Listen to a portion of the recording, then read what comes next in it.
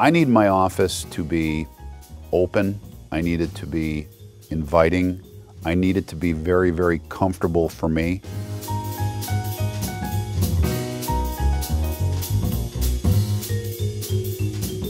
That is the symbol of what this organization represents since I've been here for the past 5 years. But we've been defined by change, and I just wanted to give myself a reminder, as when people walk in, it's the #1 thing that they notice when they walk into the office. Well, I think it's also never being satisfied. That, we've had some instances here shortly after we won the Stanley Cup, and we had our celebration and we had a parade with 2 million people, but then there was going to be a Monday and we had to try and prove this all over again, and it's rip out the rear view mirrors, look ahead, because we have to try and do this again. So the fact that we've made the playoffs 4 years in a row, the fact that we've won a Stanley Cup, the fact that we've had 190 consecutive sellouts, that happened. That's done. That's in the past.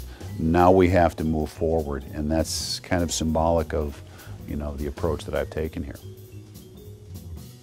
I would probably characterize myself as a conversationalist, the art of dialogue. I really enjoy that. On our space right here, we've certainly got a lot of our management people, but I encourage people to stop in often, from interns to our general manager and everybody in between. It's important for me to understand what's going on here.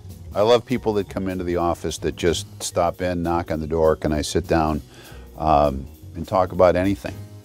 And the one thing that I've learned, I think when anybody comes into a president or CEO's office, they become a little bit intimidated. And I think the way to disarm that is really to ask them about themselves and then listen.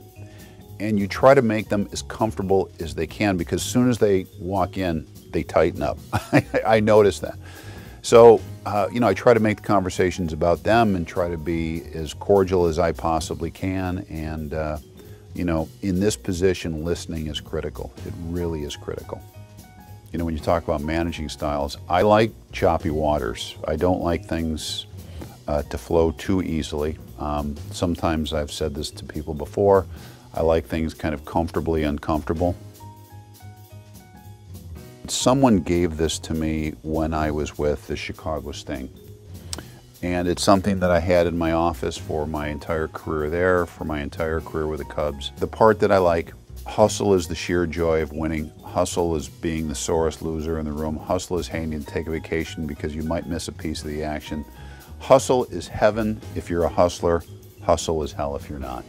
And it's not so much about, I don't think, winning and losing. It's all about the effort and being in the epicenter of that action all of the time.